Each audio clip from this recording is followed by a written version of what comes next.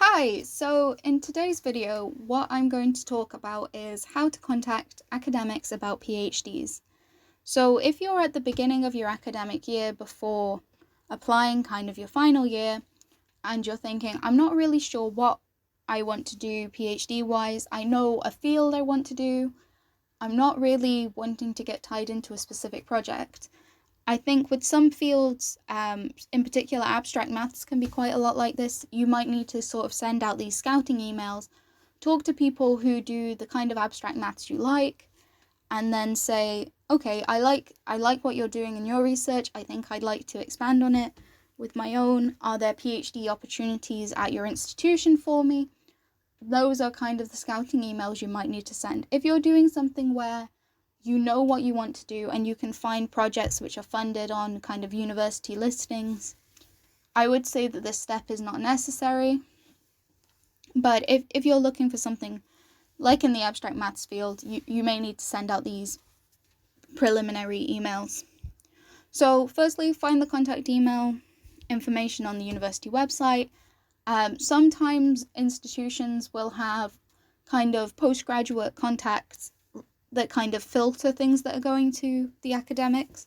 So it might be that you need to contact them instead and ask to be kind of put in contact. But basically, all you need to say is who you are, what university you're from, what year you're in, what you're looking for from this kind of email interaction. Are you looking for them to say, oh, I have a PhD opportunity? Are you asking them, are you accepting PhD students this year? Because not all academics will accept PhD students.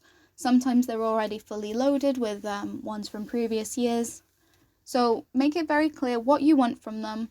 Keep it to the point. Keep it nice and once you've kind of reached your points, make sure that you're not sending unnecessary attachments. You don't send your CV, don't send personal statements. This is not the point where you need to demonstrate that you're the right fit for a particular PhD.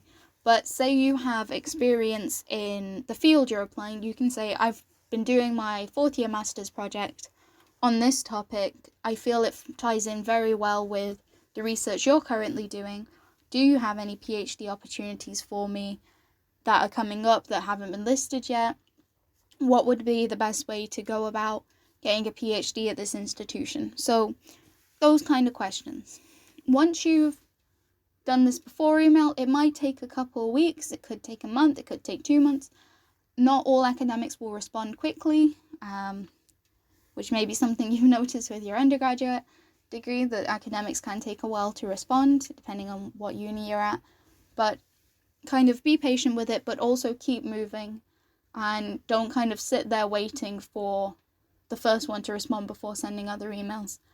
I think it's also important to keep a mental track, or at least a couple notes on who you're applying, why you apply to them, and because say you send out 6 of these emails, it could be quite quick for them to get muddled in your head, and you don't want to, if you do end up having maybe a Zoom chat with them, you don't want to be confused about who they are and why you contacted them. So kind of keep a couple notes, keep it straight in your head, and make sure you're polite with your email. That kind of goes without saying. Once you've kind of sent that off, and then you maybe do a formal application, once your application's in, you shouldn't really need to send any further contact directly to the supervisor until they invite you for an interview. If they do reject you, you're always entitled to kind of say, hey, can you explain to me why I was rejected? And that kind of contact is always allowed. But when you are kind of waiting for an interview or waiting to hear about the process of your application, just wait. Sometimes there's a lot of sort of admin work to do to process things, and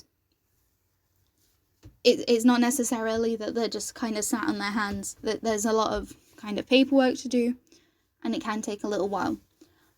If you have a specific question or you need to tell them something, perhaps you've received an offer from another institution that has a deadline for your response, sending all of this stuff straight on through to the supervisor, they might bring your interview forward.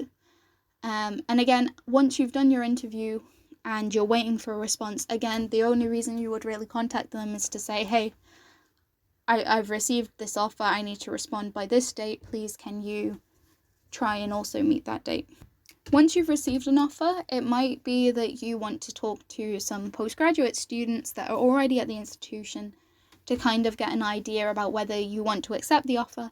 Those kind of emails are always allowed, asking to be put in contact. But again, it's kind of a time for you to reflect on your own. But equally, once you receive the offer, if you're not certain, you might say, hey, can we have another 10-minute chat? And yeah, make up your mind that way.